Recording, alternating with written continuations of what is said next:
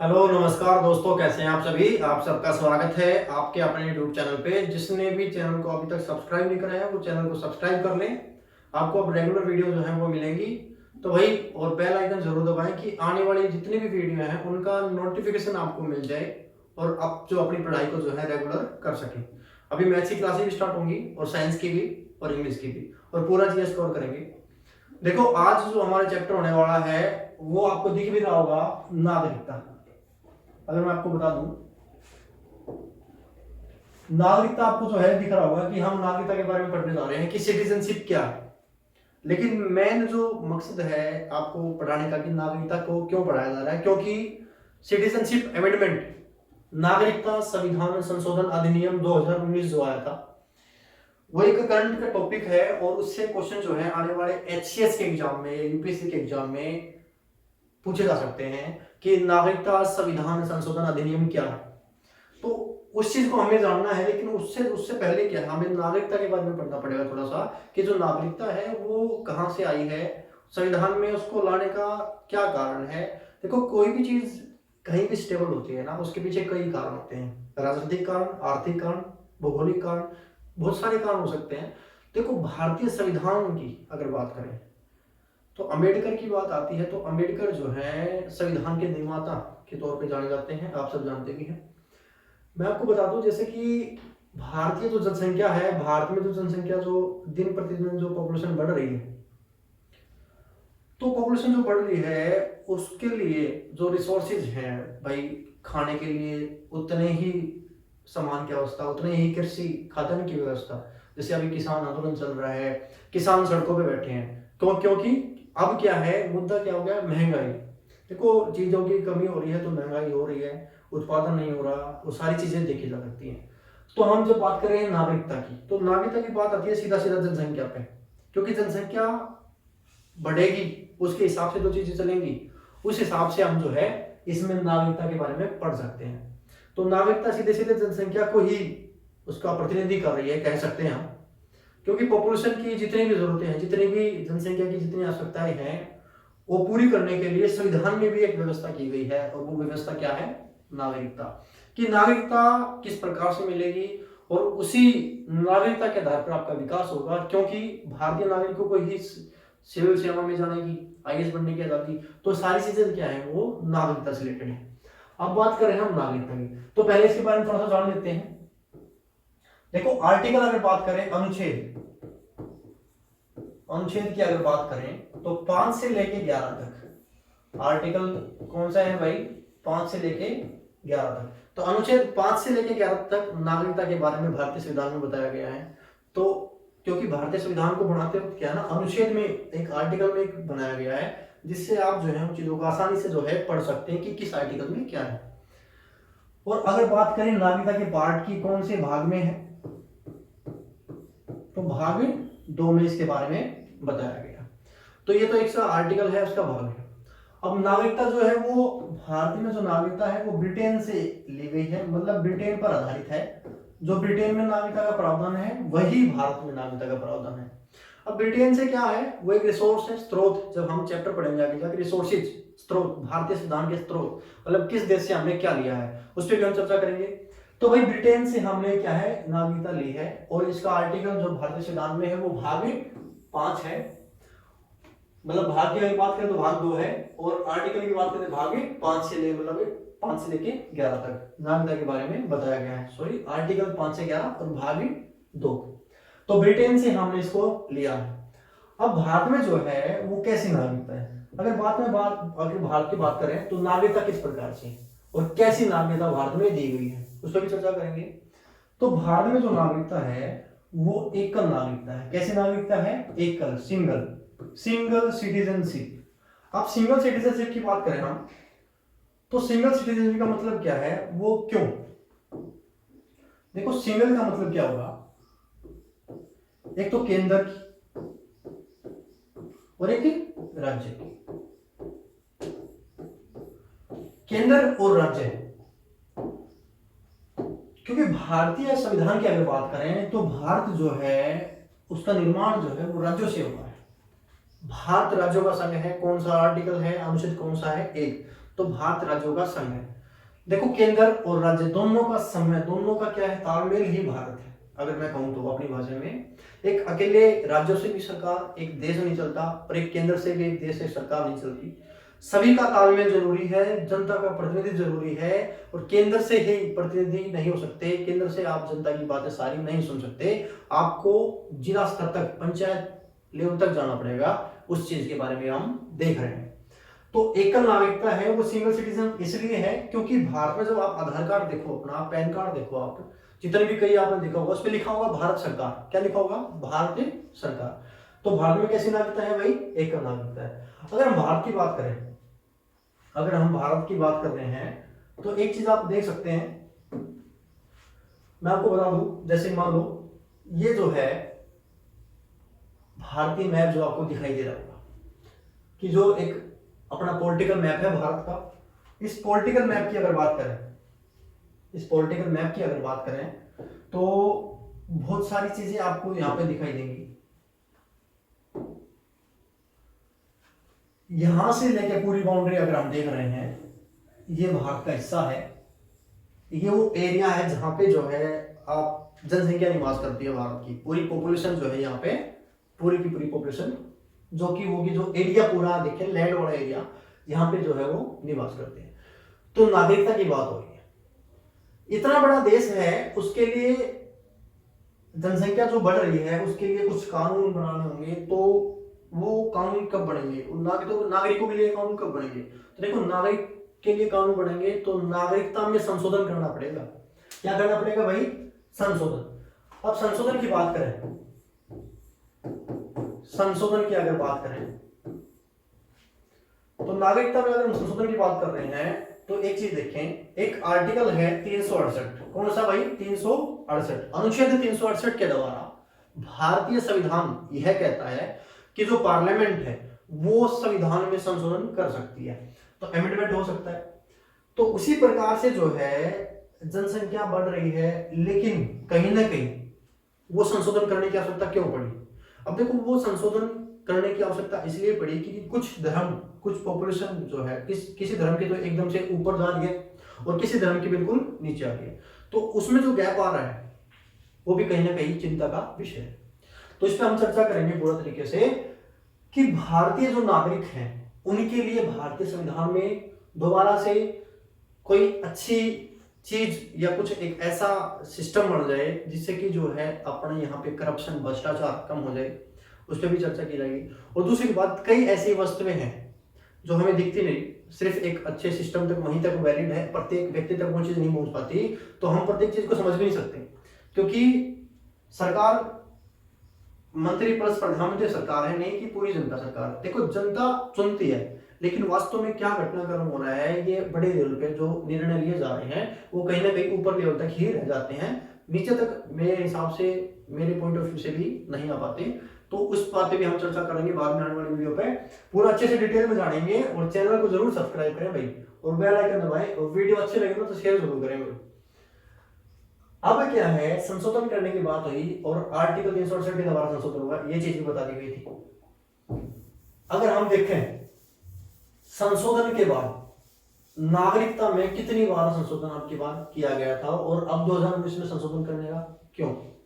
तो 1951 1951 वाली बात होगी, जनप्रतिनिधि अधिनियम की बात होगी। नागरिकता की अगर बात कर रहे हैं हम, तो मैं आपको बता दूं, तो ये तो हमने जान लिया आर्टिकल और भाग क्या क्या था और इसमें क्या क्या बताया गया था, और ये पूरा एरिया, ये भाग आपको दिख रहा है।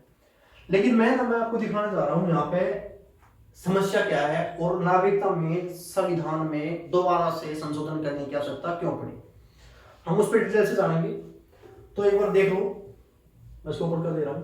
अब देखो, डिटेल में अगर हम जानेंगे इसको, तो हमें पढ़ना पड़ेगा, थोड़ा बहुत जाना पड़ेगा। जैसे कि आबादी की बात करें, जनसंख्या की हम बात कर रहे हैं, जनसंख्या की अगर बात करें,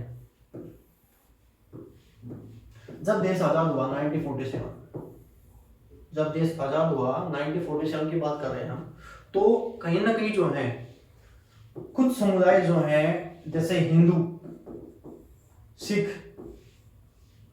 क्रिश्चियन, बौद्धिज्म, जैन, पारसी। देखो बंटवारे हुए हैं, जैसे 1971 में बांग्लादेश की बात करते हैं, बांग्लादेश की अगर बात करें तो 1971 में जो बांग्लादेश का बंटवारा हुआ, एक पूर्वी पाकिस्तान हम इसे कहते हैं, 1947 की बात है जब देश आजाद हुआ। तो क्या है, कुछ जनसंख्या जैसे हिंदू जो है वो पाकिस्तान में चले गए, बांग्लादेश में चले गए। लेकिन अगर हम देख रहे हैं धीरे धीरे, हम एक न्यूज के माध्यम से पता चलता है, अखबारों में भी आती है कि जो जनसंख्या है, जो हिंदू जनसंख्या है या जो अन्य धर्म है, वहां पे जो है उनका धर्म परिवर्तन या उनको मार दिया जाता है। ऐसी कुछ बातें जो हमें सुनने को मिलती भी है। तो इस तरीके से क्या है, धर्म जो है आपस में दूसरे देशों में जो है, तो वहां पे जैसे मुस्लिम है तो मुस्लिम कम्युनिटी जो है वहां पे मेजोरिटी में, और दूसरी बात करें हिंदू, वहां पे क्या है वो अल्पसंख्यक है। तो भारत में कहीं ना कहीं जो है मुस्लिम आबादी की तीव्रता दर की बात है, क्वेश्चन आया भी है कि कौन सी जनसंख्या तीव्रता दर सबसे ज्यादा किसकी है। सबसे ज्यादा जनसंख्या तीव्रता दर जो है वो मुस्लिम कम्युनिटी की भारत में बताई जा रही है। और कहीं भी अगर बात करते हैं, क्योंकि 3 तलाक यहाँ पे एक मेन मुद्दा था, अब तो 3 तलाक बैन हो गया है, और 3 तलाक के ऊपर भी मैं एक वीडियो लेके आऊंगा, उस पर भी चर्चा करेंगे हम अच्छे से, वो पूरा आपको देखना है। तो अब देखते हैं हम इसमें क्या होगा। अगर हम बात करते हैं इसके ऊपर, तो हमने पूरा क्या है इसको अच्छे से देख लिया है यहाँ पे, और हमें इसके जनसंख्या के बारे में कि कौन कौन से जो धर्म है वो किस प्रकार से जरूरत पड़ गई थी हमें कि हाँ की नागरिकता जो है ना उसमें संशोधन करना जरूरी है। अब भारत में नागरिकता में संशोधन किया गया, और नागरिकता संशोधन अधिनियम दिया गया नाम 2019, नागरिकता संविधान संशोधन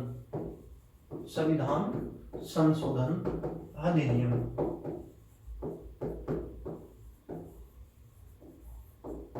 नागरिकता संशोधन अधिनियम 2019, ये बात आप ध्यान रखना, 2019। इसके बारे में पूरे डिटेल से मैं आपको बताऊंगा। तो 2019 जो नागरिकता संशोधन अधिनियम है, ये इसी आवश्यकता पड़ गई थी कि भारत में कुछ समुदाय की जो आबादी है वो तीव्र गति से कम हो रही है, और एक ही धर्म ऐसा जो इसकी आबादी बढ़ रही है। और ये एक मुद्दा भारत में एक अच्छे लेवल पे मोदी सरकार ने उठाया था, और इस पे फिर काम भी स्टार्ट हुआ। इस सभी चीजों को हमने देखे। अगर बात करें नागरिकता की, तो सबसे पहली बात आती है कि एक ही धर्म को हम टारगेट क्यों कर रहे हैं। देखो हम यहाँ पे किसी धर्म की बात या टारगेट की बात नहीं कर रहे हैं, हम सब भारतीय हैं, और भारत एक धर्मनिरपेक्ष देश है, हम सभी धर्मों का सम्मान करते हैं। लेकिन ये क्या है, कहीं ना कहीं जो अन्य देश है ना, उन देशों में जो व्यक्ति जो धर्म रह रहे हैं उनको भारत में नागरिकता देने की बात करते हैं। यहाँ पे विरोध नहीं हो रहा कि हम एक धर्म का विरोध कर रहे हैं, ऐसा कुछ नहीं है, उस बात को भी हम जानेंगे। अगर मैं आपको बता दूं, अगर इसके बारे में हम जान रहे हैं, ये क्या है देखें,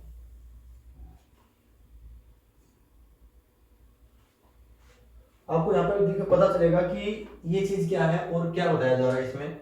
मैं आपको बता रहा हूँ पूरा अच्छे से डिटेल में, क्या इसमें खास बात है। क्या है नागरिकता संशोधन कानून 2019। तो यहाँ पे आपको दिख रहा होगा कि नागरिकता संविधान संशोधन कानून 2019 में किन किन देशों को हम नागरिकता देंगे वो चीज भी बताई गई है कि कौन किन किन को नागरिकता मिलेगी। तो देखो यहाँ पे बताया गया है पाकिस्तान,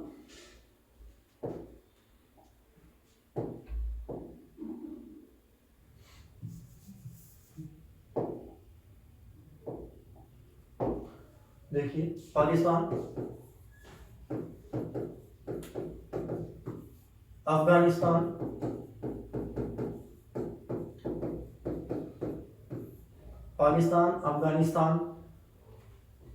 बांग्लादेश।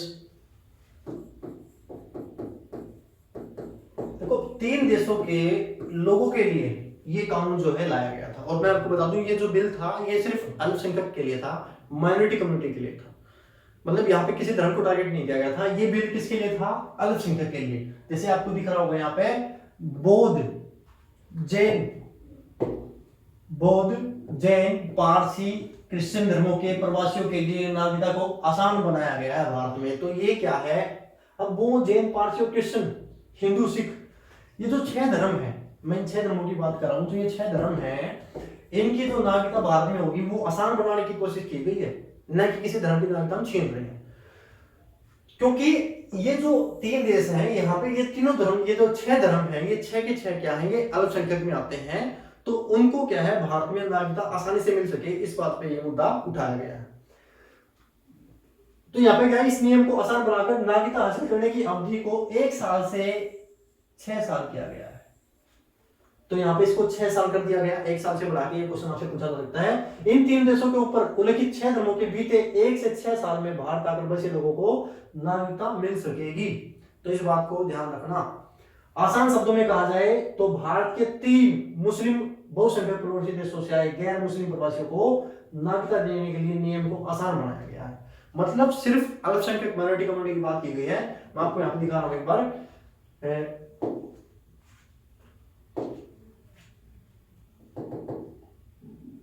देखो, अगर बात कर रहे हैं हम पाकिस्तान, अफगानिस्तान और बांग्लादेश, ये जो 3 देश हैं, इन तीनों देशों को क्या है, नागरिकता देने की बात कही गई है। लेकिन कितने धर्म? 6 धर्म। और 6 धर्म कौन कौन से हमने अभी देखे हैं? 6 धर्म कौन कौन से हैं? हिंदू, सिख, बौद्ध, जैन, पारसी, क्रिश्चियन। 6 को याद रखना है, क्वेश्चन पूछा जाएगा कितने धर्म है, क्या क्या नाम है उनका। और उनको आसानी से वहां पे 1 साल से बढ़ाकर उसको 6 साल कर दिया गया। कौन है अवैध प्रवासी? ये मुद्दा भी उठता है, अवैध प्रवासी कौन है? जो बिना किसी पासवर्ड के, बिना किसी पासवर्ड, मतलब जो अपना आप कोई वीजा लगवाते हैं बिना किसी वीजा के, बिना कोई पासवर्ड उनके बाद, तो वो क्या है, भारत में प्रवेश कर जाएं और बिना किसी कानूनी, गैर कानूनी, मतलब कहें सरल भाषा में, किसी गैर कानूनी तरीके से वो भारत में रहते हो, तो उस पर भी बात की गई है। तो नागरिकता कानून 1955 के मुताबिक अवैध प्रवासियों को भारत की नागरिकता नहीं मिल सकती। ये बात भारतीय नागरिकता कानून 1955 इस बात का उल्लेख करता है। और इस कानून के तहत उन लोगों को अवैध प्रवासी माना जाएगा जो कि भारत में यात्रा दस्तावेज जैसे कि पासपोर्ट और वीजा के बगैर घुस आए हो, या फिर वैध दस्तावेज के साथ तो भारत में आए हो, लेकिन उसमें उल्लेखित अवधि से ज्यादा समय तक रुक गए। मतलब एक तो बिना पासपोर्ट के, और दूसरा एक बिना किसी वीजा के वो भारत में घुस गए हैं।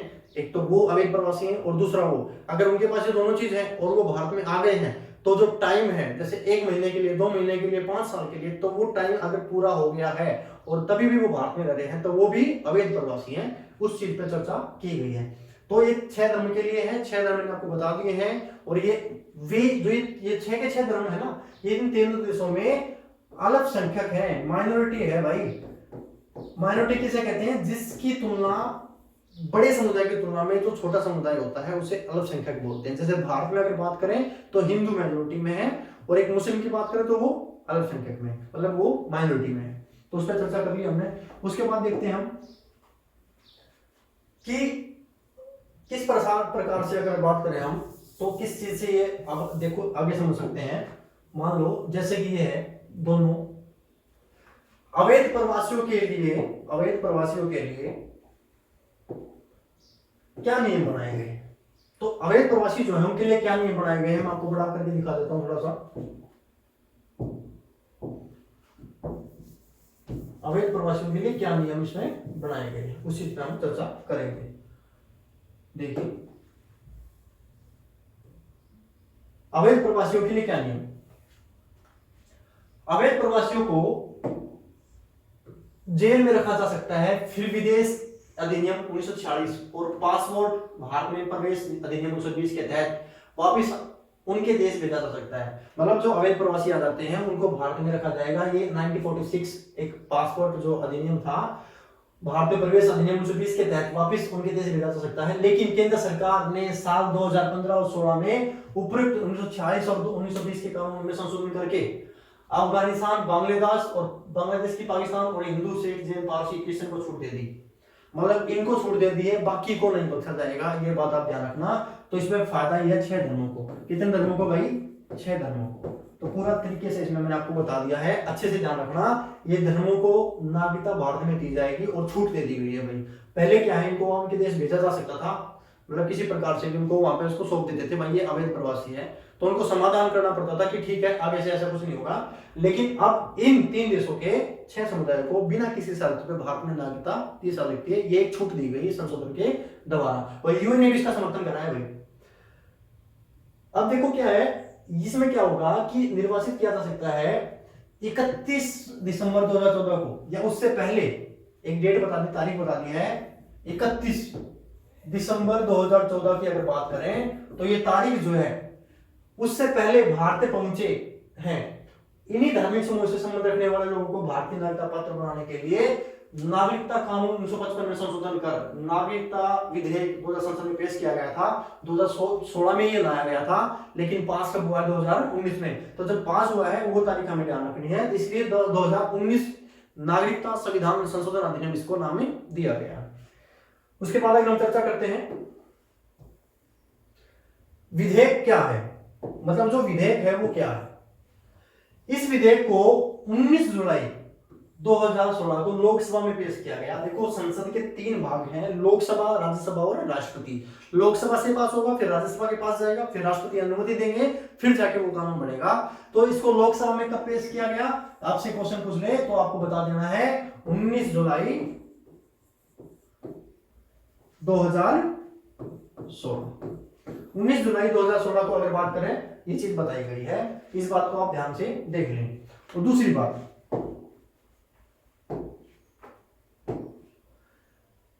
कमेटी ने 7 जनवरी 2019 को अपनी रिपोर्ट पेश करी और उसके बाद अगले दिन यानी 8 जनवरी 2020 को, डेट याद रखना, 8 जनवरी 2020 को विधेयक को लोकसभा में पास कर दिया गया। और लेकिन उस समय राज्यसभा में यह विधेयक पेश नहीं हो पाया था। इस विधेयक को शीतकालीन सत्र तक सरकार ने फिर नए सिरे से पेश करने की तैयारी करी। अब फिर से संसद के दोनों सदनों ने पास होने के बाद ये कानून बनाया गया है। और दूसरे बारे में इसकी पूरा चर्चा करेंगे, ये कानून कब बना। देखो भाई, फिर दोनों सदनों ने पास करने की जरूरत क्यों? देखो दोनों सदनों जो है वो क्यों इसको पास करेंगे, पहले तो एक बार इसका स्क्रीनशॉट ले लें कि किस तारीख को जो है ये बना था। इसको स्क्रीनशॉट ले ले पूरा अच्छे तरीके से, जिससे आप जो तारीख जो है वो याद कर सकते हैं। भाई 31 दिसंबर 2014 को पेश किया गया था। फिर एक बार 12 अगस्त 2016 को इसको दोबारा से संयुक्त संसदीय कमेटी के पास भेजा गया था। फिर कमेटी ने इस पर बातचीत करी। फिर 7 जनवरी 2019 को इसने अपनी रिपोर्ट दी। फिर उसके अगले दिन ही रिपोर्ट के अगले दिन ही लोकसभा में पेश किया गया, लेकिन राज्यसभा में पास नहीं हुआ। फिर शीतकालीन सत्र बुला के फिर दोबारा से संसद में इसको रखना पड़ा लोकसभा में, फिर इसको पास करवाया गया। इस चीज को भी हम देख सकते हैं। देखो फिर दोनों सदनों में पास कराने की क्या जरूरत थी, ये बात भी हम देख सकते हैं कि क्या आवश्यकता पड़ गई थी। दोनों सदनों में पास कराने की जरूरत क्यों, इस बात को हम देख सकते हैं। संसदीय प्रक्रिया के नियम के मुताबिक अगर कोई विधेयक लोकसभा में पास हो जाता है लेकिन राज्यसभा में पास नहीं होता है, और लोकसभा का कार्यकाल समाप्त हो जाता है, तो विधेयक निष्प्रभावी हो जाता है। मतलब क्या है, कोई विधेयक था और वो लोकसभा में पास हो गया, अब वो राज्यसभा के पास गया, और राज्यसभा में जैसे ही हो गया तो लोकसभा का कार्यकाल 5 साल का पूरा हो गया, तो जो बिल लोकसभा में लाया गया था वो वहीं के वहीं समाप्त हो जाएगा। ये एक अच्छा क्वेश्चन है और एचसीएस में पूछा जा सकता है। यानी उसको फिर दोनों सदनों में पास कराना होगा। वही राज्यसभा से संबंधित नियम अलग है। अगर कोई विधेयक तो लोकसभा में बिल आते हैं तब का नियम था, लेकिन बिल अगर राज्यसभा में लाया जाए, अगर कोई विधेयक राज्यसभा में विलंबित हो और लोकसभा से पास ना हो पाता तो लोकसभा भंग हो जाती है, तो विधेयक निष्प्रभावी कानून नहीं होता। ये चीज आप ध्यान रखना, ये इसका उल्टा हो जाएगा। चूंकि यह विधेयक राज्यसभा से पास नहीं हो पाया था और इसी बीच 16वीं लोकसभा का कार्यकाल समाप्त हो गया, इसलिए इस विधेयक को फिर से दोनों सदनों में पास कराना पड़ा और राष्ट्रपति के हस्ताक्षर के बाद ये कानून बना। क्योंकि इलेक्शन आगे थे 2016 के, इसलिए इसमें दोबारा से इस चीज को लाया गया। अब देखते हैं कानून को लेकर विवाद क्या है। कानून को लेकर जो है विवाद है वो क्या है, कानून को लेकर जो विवाद चल रहा है वो क्या है। विपक्ष का सबसे बड़ा विरोध, विपक्ष जो है वो क्या कह रहा है, उसके विरोध इसमें खासतौर पर मुस्लिम समुदाय को निशाना बनाया गया है। जो विपक्ष पार्टी है, देखो पक्ष और विपक्ष भारतीय संविधान का एक भारतीय लोकतंत्र जो है वो एक त्योहार के रूप में मनाया जाता है। एक त्योहार ही समझ सकते हैं इसको हम। लोकतंत्र की परिभाषा ही जो है ये पक्ष और विपक्ष है। तो विपक्ष में जो है मुस्लिम समुदाय को निशाना बनाया गया, ये बात जो है विपक्ष पार्टी कह रही है। और उनका तर्क है कि संविधान के अनुच्छेद 14 का उल्लंघन है, क्योंकि समानता का जो अधिकार दिया गया, जो राइट दिया गया है भारतीय संविधान में, आर्टिकल 14 की बात करें 14 की बात, तो भारतीय संविधान में पहला जो मूल अधिकार है फंडामेंटल राइट्स है, तो उसका उल्लंघन ये बता रहे हैं कि आप किसी धर्म के साथ भेदभाव की बात कर रहे हैं तो समानता नहीं दे रहे हो यहाँ पे वो चीज। तो पूर्वोत्तर के लोगों का क्या रुख है, बता दें कि चूंकि पूर्वोत्तर क्षेत्र में एक बड़े वर्ग का कहना है कि अगर नागरिकता संशोधन कानून 2019 को लागू किया जाता है तो पूर्वोत्तर के मूल लोगों के सामने पहचान और आजीविका का संकट पैदा हो जाएगा। ये सरासर गलत है, ऐसा कुछ नहीं होगा। ये एक उनका मानना है, उनकी एक थॉट है, इस बात को आपको ध्यान में रखना है।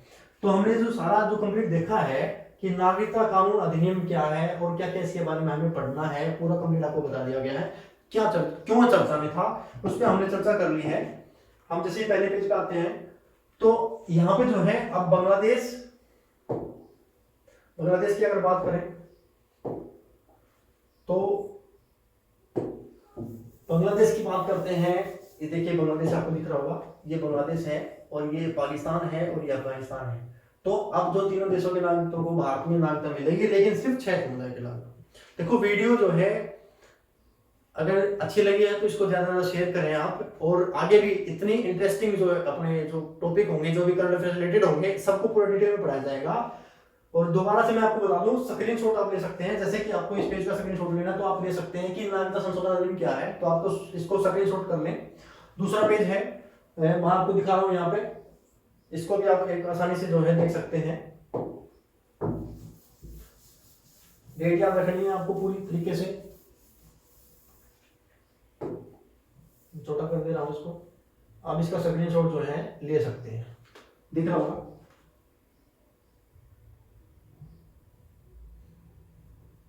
तो अवैध प्रवासियों के प्रावधान थे और कानून में क्या क्या विधेयक कब पास हुआ था, ये डेट भी आपको याद रखनी है। तो भाई आज के लिए इतना ही, और अगली वीडियो हम जल्दी ही लेके आपके सामने होंगे। और आप जो है चैनल को शेयर करें, दबा के शेयरिंग करें भाई, और हरियाणा के लेक्चर भी आपको मिलने वाले हैं। तो आज के लिए इतना ही, धन्यवाद।